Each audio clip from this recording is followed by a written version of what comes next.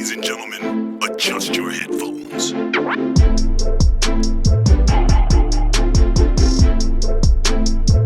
Welcome in and shut the front door. You're tuned in to the You Should Know Better podcast, the news from the antagonist shoes. We're going to take you through some of the weird and wonderful stories in the news that you may not have seen, while looking at some of the more current and mainstream stories, but with a twist. We're going to look at it from the point of view of some of the most unsavory characters. So I am your host, Jr Amobire, and I'm going to pass you to my co-host, Michael Akadiri. How we doing? I'm sure they're all doing very well indeed. Real quick, man. Apparently the streets aren't happy with what you said on the last podcast. Apparently you're saying Cherry Orchard was a humble estate. I'm hearing that people don't agree. What's going on? Well, the only people that wouldn't agree are people who are from the local estates that came to cause trouble. That's it. Cherry Orchard is one of the most humble, prosperous neighborhoods. I'll give you a chance to redact your statement. You even doubled down, fam. Even prosperous areas in Greenwich. This guy, what estate agent? Look at you, estate agent. If you haven't been, and you're looking for somewhere to have a good old time, just check your local tourist board in Greenwich and make your way down to Cherry Orchard Estate. Like B.O.B. said in that song of Gigs, don't go there, don't go. Yeah, maybe not after 6 p.m. You're going to stay in your house. But I'm gonna kick us off with our first segment. We're going to look at some of the weird, wonderful stories in the news in the Undercover Gems segment. So I'm going to read off a partial news story. And Mike, I want you to kind of guess what's going on there. All right, cool. Let's go. First news story. Serial stowaway arrested again. Serial stowaway? Yeah, stowaway. What? You have to go to stowaway. Yeah, because I've heard the term. Is it one of them things where at the back of a car you got the extra? Am I way off? Well, it could be contraband. It could be a person. It's effectively someone who's traveling when they shouldn't be traveling. That's not obviously the Oxford definition. But you jumped on a vessel or a plane or something. You're traveling when you don't have like legal documentation. Yeah. Okay. And what's the headline again? Repeat it for me. My bad. It was serial stowaway arrested again. Arrested again. Okay. Arrested again. So what? Where was he, or what was he doing? Is that the question for me? She was in the US. She was in the US. She was US, and she was. I'll give you a bit of a clue. She was. It's to do with flights. Flights. Okay. Yeah, jumping on flights. Boy, mate. You know what? Obviously, spring break is happening.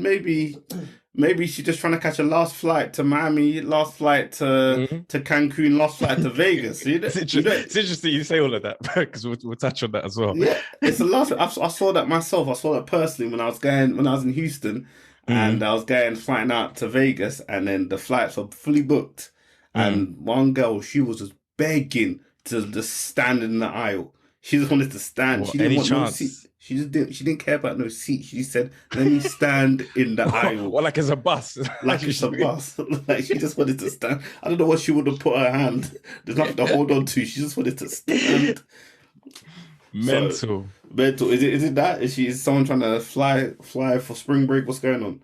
Well, it is flights around this time, but it's not to do with spring break. There's this woman in the States called Marilyn Hartman, and she was arrested at O'Hare Airport in Chicago. Okay, Chirac, yeah, because she consistently tries to jump on flights, without paying a ticket, without doing nothing, just jumping on flights. And since 2014, she's got away with it. She's got on 22 flights. 22 flights. The furthest. Explain that. The thing is, the furthest she's got to is London.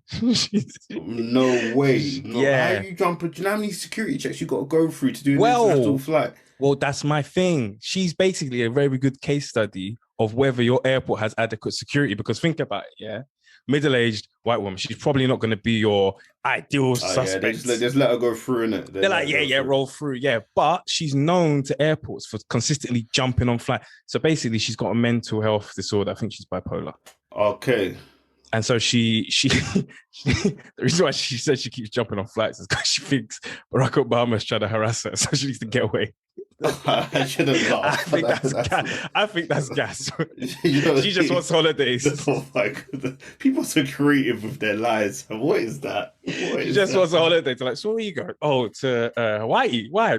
I'm just trying to run away from Barack Obama. Even though my sunglasses. Even that's where he's from Hawaii. With my sunglasses and the Hawaii t-shirt. Why are you going? Oh, running away from with a pina colada in hand. Get out of here, man. Clear off. I don't want to hear it. Yeah, but she's been doing this for like years, and basically they arrested her, I think in 2019, and they put her in bin and said it's enough now.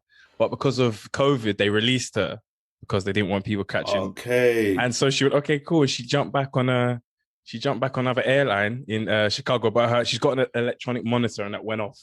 So come on. Why did she even leave her house? Come off it. No, she's homeless. She's homeless. Oh, right. No, that's the thing. America's welfare state is horrible. They used to just give us she needs some attention. Clearly, that's the thing. That's the thing. In the UK, there'd probably be some kind of mental institution that would step in, of course, and provide her the actual well-being that she needs. But in the US, they just it's all about money. We've been on a New York subway. If you haven't been on a New York subway, if you get on a subway and there is not someone having a mental breakdown or a crackhead, you're not in New York. Yeah, 100%.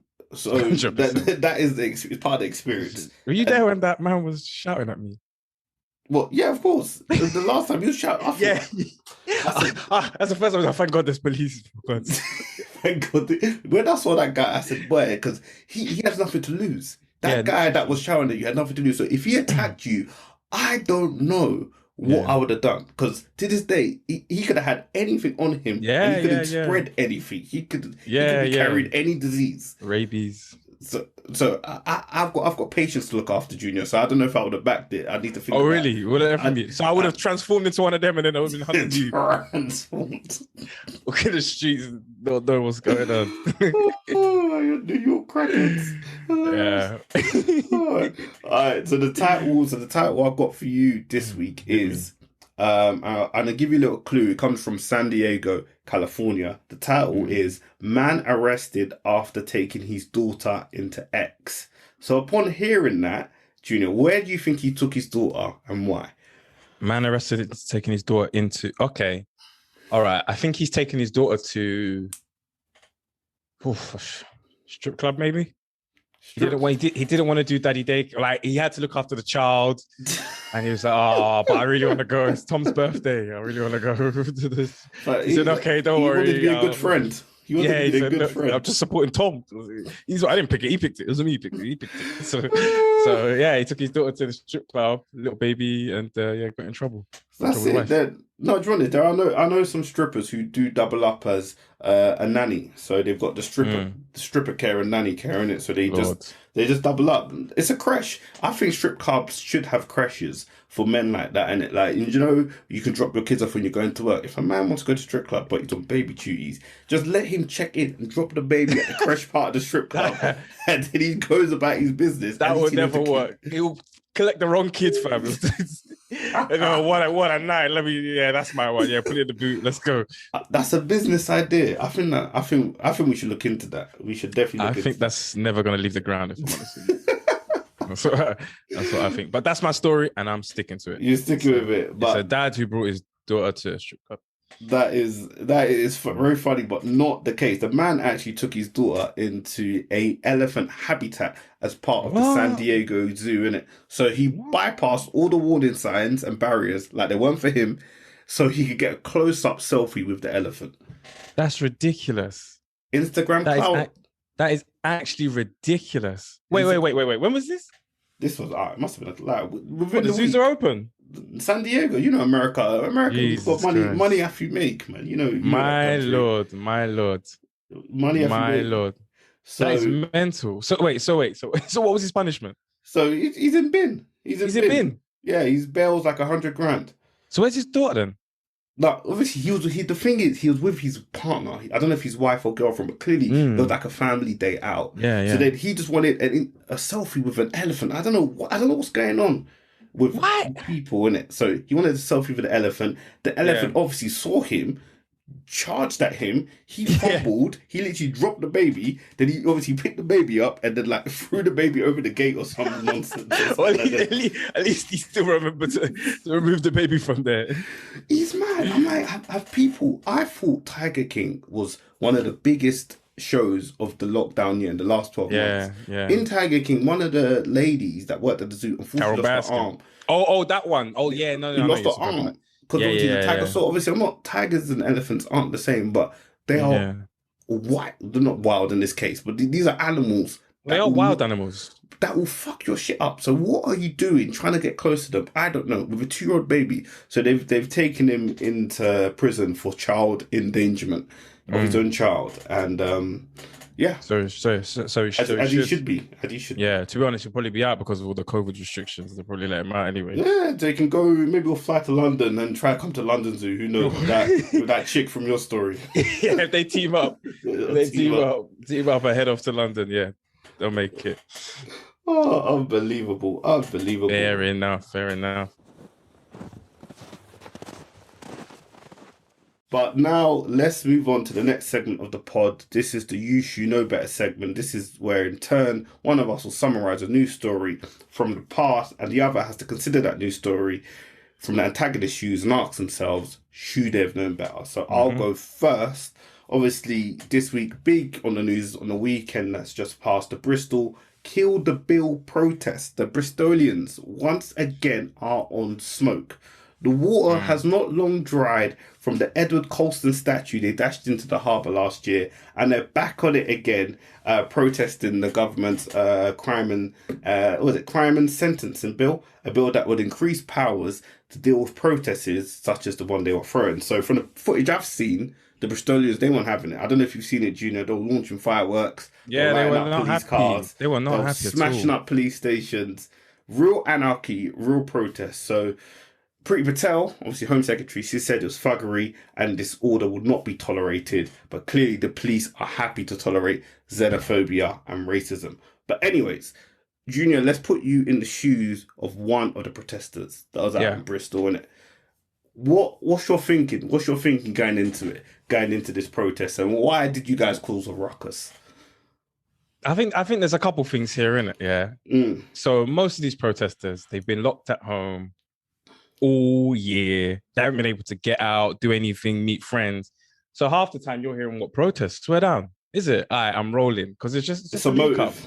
It's a motive, yeah. So you're like, cool. What are we protesting about this time? Actually, something serious, like with BML, like with the protest the other day at the vigil that turned. But some of these protests, I see violent. People linking up and buying beer before buying drinks. Yeah, that was If you've been watching the EDL one, that's the protest you saw. They're outside Sainsbury's local getting 10 cans of Foster before they went and started doing the flipping lawnmowers to the police and that. But some of them maybe have been there. I don't know, innit? But they probably thought it's link up. Like they probably missed out on the BML protest. Probably missed out on some other protests. Like I said, the EDM one. They probably missed out on that one. Yeah. So like, you know what? Let me go out. And obviously, when it gets dark, and that people's, something happens when it gets dark, and people in the protest and they're in their groups, they just get that mob mentality. And I'm sure some of them they've probably had trouble at that police station already. So they thought, you know what? Let's just head down there. Yeah. Okay. You're looking for DC Long or PZ. Yeah, and if they don't find him, that place has probably got files on them. Let me go and get my files back. As if it's not in the cloud or something like that. They probably thought, let me just go and get my files and burn them, so I got to clean a record. Oh, that's hilarious. That's where my head would be if I was a Bristolian. That's where my head would be. Okay, so you're screaming a bit of FOMO. They probably heard the BML March last year was a bit lit when they threw the statue in.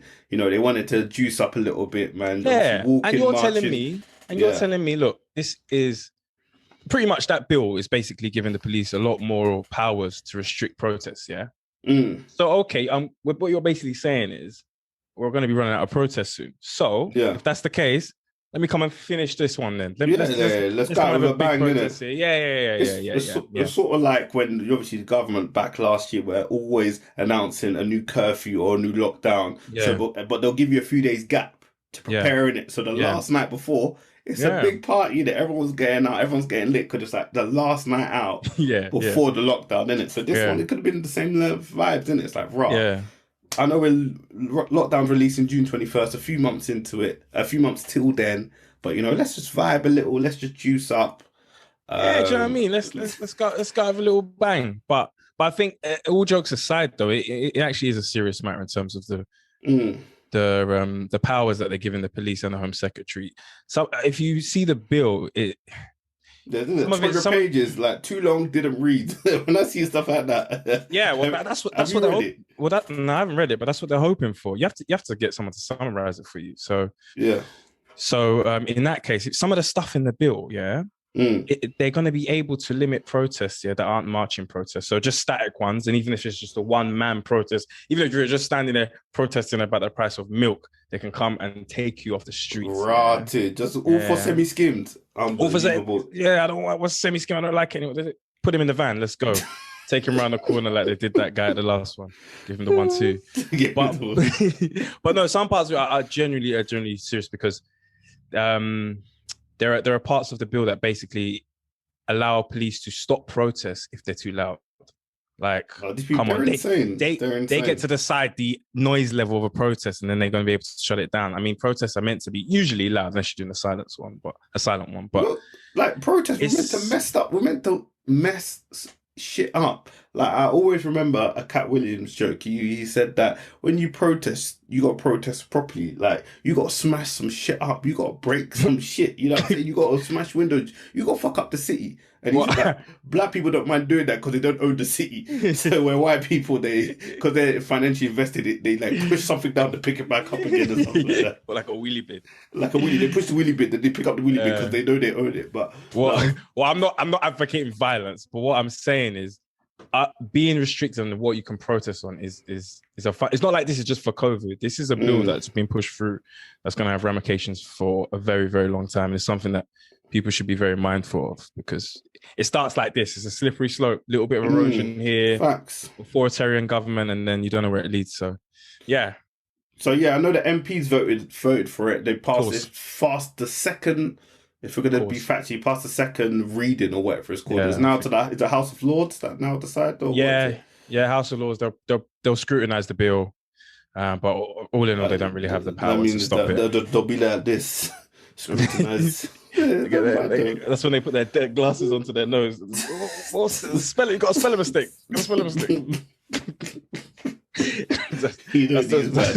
the best you're gonna get. So, yeah, I'm just hoping, it gets overturned maybe somewhere down the line. But it's scary. Yeah, actually, it's scary.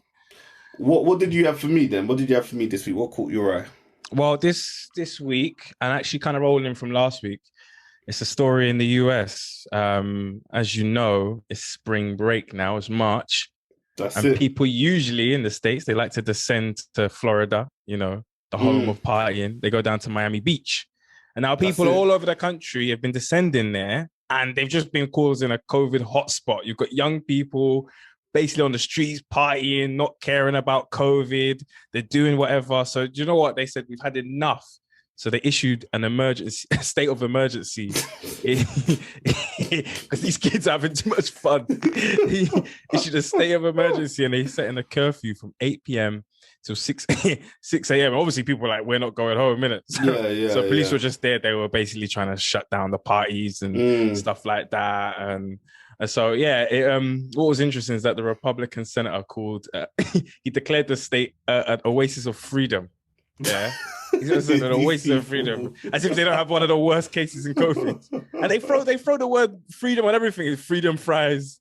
I'm sure they're gonna call freedom fries. They're gonna call it Guantanamo freedom and all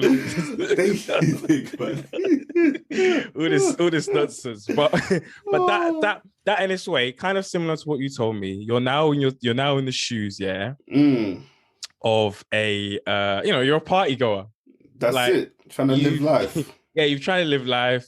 You've now come down from, I don't know, New Jersey. You've headed down to Florida. Why are you there? How do you feel about the police response? Like, what's your answer to the critics who were saying you should be at home and you shouldn't be spreading COVID? Yeah, so if I'm going to put my feet into, I'm gonna name him Rashawn, innit? Rashawn, Yeah. who's 22. Yeah. He's from New Jersey, but he goes to Yeah. Penn State Uni. Yeah, he's But got do-rag obviously, on. he's got a do-rag on. He's got a white. He's got a white vest on, as they like to wear, baggy shorts. Look, man, like if you're and Rashawn's single, whoa, he's looking to clean up. For real. He's looking to clean up. Last year was taken away from them, and then you're coming out for, you want to take another spring break from me. Next year I may be out of uni. Hopefully, I'll be done with college, so I won't be able to come or be seen as one of the older ones here. You know, boy, I don't know if you saw the crowd. What they're old. People are fake.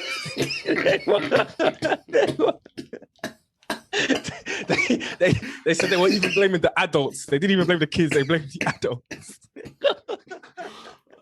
No, there must be an age limit on spring break. Like, seriously, I think if you're 30 plus, you can't go. Like, bro, there's guys in yachts turning up thinking they're 22. Oh, unbelievable. Like 35. But the thing it was like you can't stop it.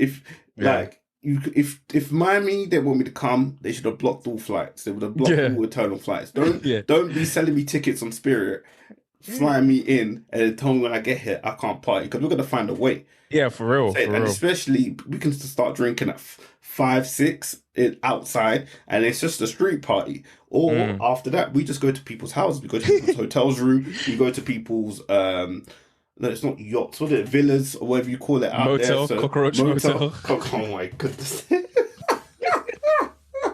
I'm sure the motels are sold out. When it's spring break in the pandemic, when people have been locked at home, those motels are sold out, cuz. Those motels, they probably cleaned the room this time. That's how much they wanted to make an impression. They probably cleaned the room. They told the cockroach that give us a few days. Give us a few days. It'll be yours on Monday. It'll be yours on Monday. Oh no, you can't. Miami as well. Like if you go to Miami, you're looking to spend money. You're looking to enjoy yourself. This ain't no like flipping Colorado. This is or Denver or some nonsense. This is MIA Club Live. And I feel sorry. The thing is, obviously, you want to control the spread of the virus, Of course, but but economically, they're still looking to make money. They're trying to have the best of both worlds. We've gone through that in the UK, man, with obviously the 10 p.m. curfew and drink of a substantial meal of a drink, all these nonsense draconian rules that we had to play with. They're just still going through it. But if you're serious, if you don't want to bring the cases up, close Miami. If you don't care, let everyone live their life, innit? So this halfway house they're trying to do, Rashawn wants to enjoy himself. Rashawn wants to get in. Yeah, but so you know what the problem is that you've got people like the senator who are saying it's free, come in. Yeah, but it's contrary to the science, because they are one of the worst states for case. They have 4,000 cases in a day. No, it's scary. The numbers are scary, but he doesn't. The senator.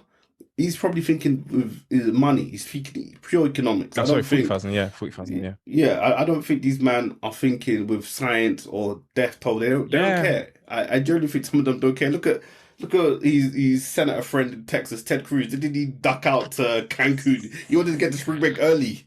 Was it a few weeks ago? He wanted to blamed on his daughter. Said he was dropping them off. He dropped them off. Rubbish. So rubbish.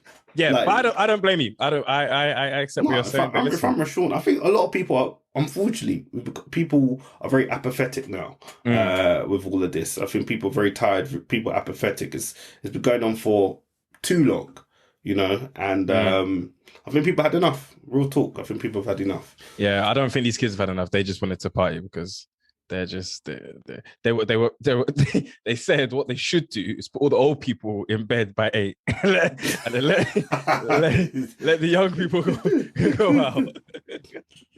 That's what they said. So yeah, and it's funny though because your explanation was kind of similar to one of the 36-year-old guys I was talking about. 36. Oh my god, what did he say? What did he come and say? He was like, "Yeah, man. Like, look, we're just out here enjoying ourselves. Like, if they want to shut it down, they should shut it down." And stuff like that. And the thing is, flights were really cheap. They're like $50 from like neighboring states and stuff. Of course. So who's not gonna take that up? Who's not? I think you got to understand. People will push push it to the max. It's all inch a mile. Yeah. Give someone an inch, they take a mile. That is Yeah. people. You leave the flights open, people are going to fly. It's the Yeah. same way in the UK. The UK government left flights open to Dubai. People flew to Dubai. You could put some. You could say to people, "Oh, you shouldn't have flown. You should not." No, we don't trust people. Government is there to govern. That was the worst one. That borders. was they just closed the borders like the other day. They just the other day. Now, you can't fly abroad. You got to come with reason. It was probably that woman from the first. It was probably that stowaway woman who brought that one new, from Chirac. Yeah, she would have brought the new variant in. It was probably her. Probably her. The Chicago variant. Yeah, shut it down. Shut it down. Chirac variant. That's the thing. If you're serious, take the responsibility out of people's hands. So people don't want to be responsible. People don't want to be responsible. People just want to have a good time. You know, how many weddings, despite the rules, have been shut down? Please come and run into the wedding. People just want to have fun. People don't care. Came for wedding cake. Came for wedding cake. Please come in. Everyone acted like they weren't meant to be at a wedding. I don't know how you pretend you weren't meant to be at a wedding. You're at a wedding. You're in a suit. And you're like, oh, what am I doing here? What did I do here? Yeah, I went to one. Well, no, you were there, and it went to one in September last year. We got like 10 seconds on the dance floor. Like I said, the police are here. Everybody leave. I think, what's this? Some illegal rave? Like, what the hell? Like, what the hell?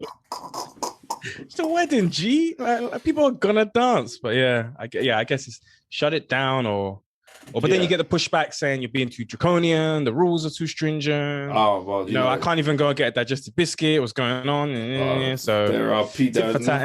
There's enough people. Yeah, no, of course there are enough people. Anti-lockdown protests. It doesn't even sound right saying it, but that's what people are doing. But let's move on real quick to our throwback segment. This is the segment of the pod where we look back at something that's happened in this year, in yesteryear, and we just consider should they have known better. So I'm gonna go back to. I'm going way back. I'm gonna go way back. I'm gonna go back to the 25th of March, 1807.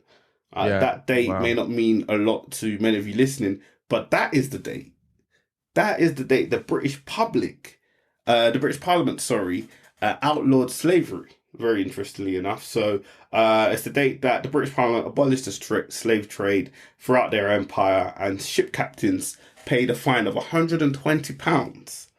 So back then, that's 11 grand. Well, 11 grand in today's money. So wait, they abolished the slave trade. Yeah, so Not that's slavery. the day slave trade. Trade. Yeah. So I think King Edward signed a decree or signed something that day to sort of put that into law. But it was a trade, not actually slavery. I think slavery came a bit later. So it's just funny because that day or this moment is used as an argument that the British weren't really involved in slavery, as if excusing their 250-year prior involvement. Whilst obviously slave traders such as Edward Colston, throwback, are rewarded with statues. They're immortalized, and it just makes me think. Make it make sense, people. You guys weren't involved. However, you got statues of slave traders. So what is it? What one is it? Were these people involved or not? I think it was 2010 or 2015. They just finished off paying like the loans. I think 2015, was it? The British government took out to actually pay off the slave traders for compensation. Obviously, not one slave got an iota of compensation. Imagine, we're paying tax. So I was working in Nando's, running tables, giving people hot chicken with the hot plates, having people tell me that there's not enough chips, having people ask me to refill their drink to pay back slave owners.